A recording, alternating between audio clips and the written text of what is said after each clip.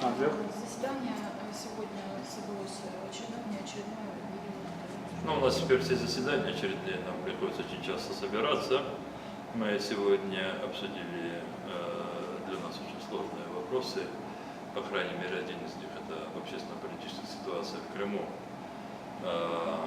Для этого мы проанализировали все то, что происходит сейчас в Крыму. Отметили, что поспешное оформление законодательства Республики Крым и практика реализации федеральных законов Республики Крым, оно проявляется на фоне явной дискриминации крымских татар.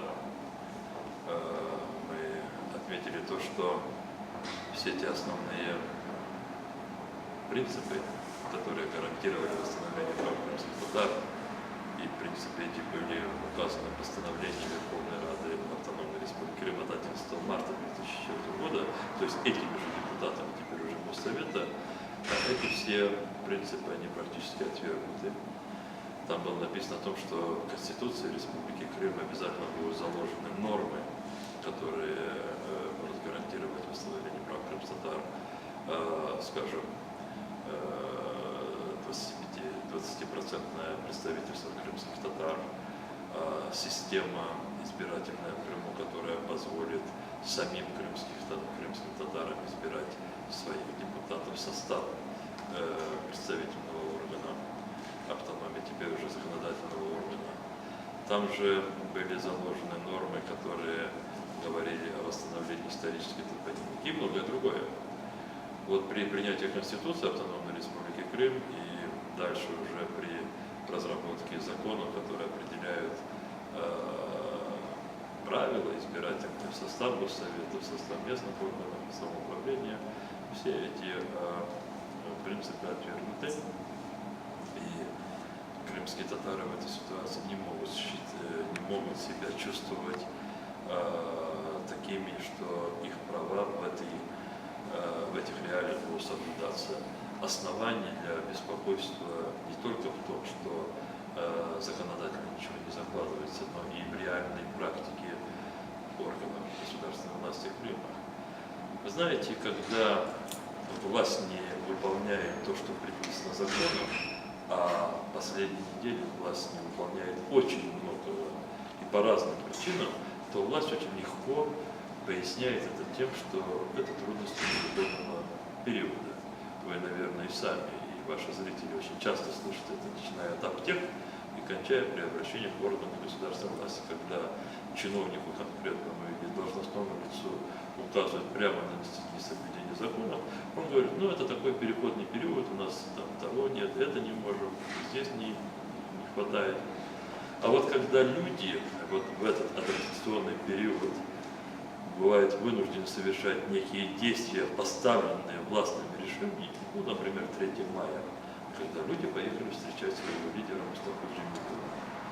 И поведение этих людей власть посчитала такими, которые нарушают законодательство. И сейчас мы в Крыму имеем сотни судебных дел, и каждому из тех крымских татар, которые поехали встречать Мустафу Джемилова, им всем выносятся приговоры и очень большие денежные штрафы. В отношении некоторых по другим обстоятельствам открываются уголовные дела. То есть здесь, получается, для власти нет совершенно ни переходного периода, ни адаптационного периода. И, конечно, наиболее таким действием, которое делает всех крымских татар, просто до каждого индивидуума, это был циничный запрет на проведение массовых траурных мероприятий, посвященных памяти жертв геноцида крымско-татарского народа. 18 мая, впервые после распада СССР, крымские татары на своей родине не смогли провести эти мемориальные мероприятия, так как они проводили каждый год. Нам отказали в праве на память.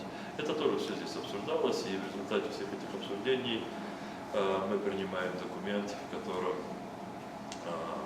я хочу это сразу подчеркнуть, в котором, исходя из тех правовых условий, в которых мы все сегодня живем, мы будем реализовывать меры по защите прав крымско-татарского народа, по защите прав граждан, которые должны быть все в одинаковой мере равны. И в этой части мы обговорили эти мероприятия. они также будут массовыми. Они будут в рамках закона.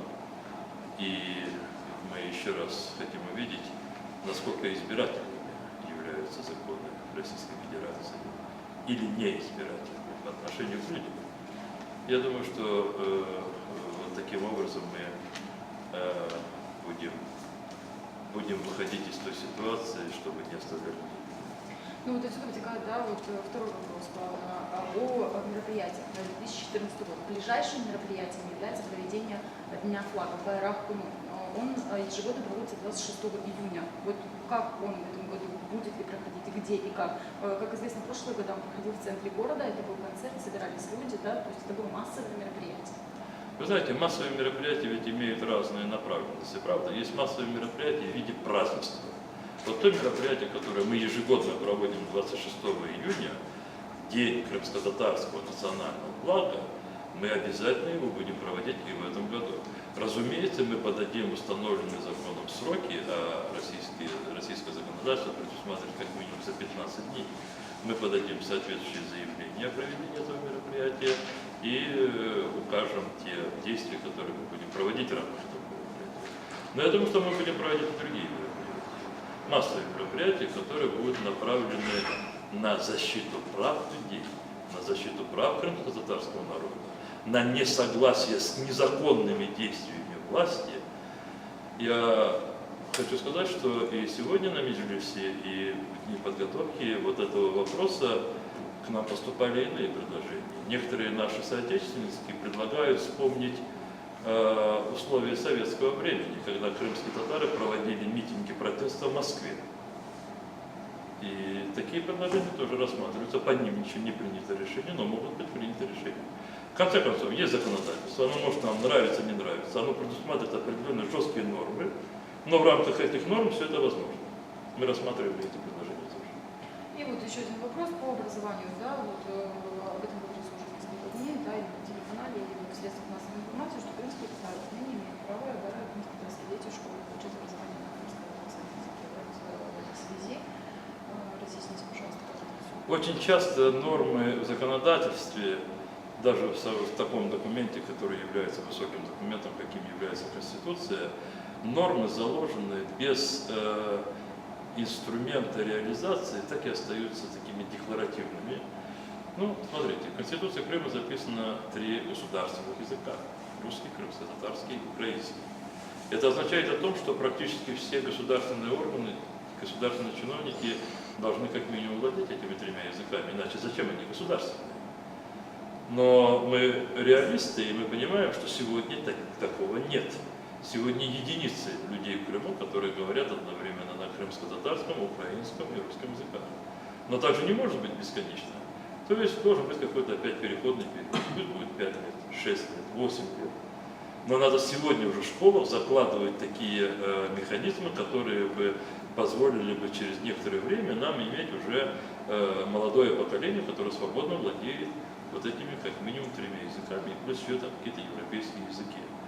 Поэтому мы принятом нами решение о праве каждого на пользование, общение, обучение детей на родном языке, мы предусмотрели все формы, реализация которых позволит, с одной стороны, крымским татарам использовать это право для того, чтобы возродить, сохранить, развивать свой язык, а с другой стороны, что позволит всему крымскому обществу решить эту ситуацию, связанную с незнанием языка своего соседа. Я не думаю, что крымские власти буквально завтра начнут следовать нашим предложениям, но еще раз хочу заявить, если мы действительно заявляем о правах и хотим, чтобы эти права были реализованы, нам надо утверждать механизмы, которые бы эти права не оставляли бы декларативными. Действительно, для того, чтобы 3 языка стали на самом деле государственными, на равных условиях, надо сегодня в школах с русским языком обучения обязательно обучать детей крымско-татарскому языку и украинскому. В школах с крымско-татарским языком обучения надо обучать русскому и украинскому. Соответственно, в украинских школах надо обучать крымско-татарскому и русскому языкам. На сегодня на практике Министерство образования Республики Крым исходит из того, что русский язык во всех 3 школах обязательно, а крымско-татарский и украинский в школах с русским языком обучения пожелательно. Что самое?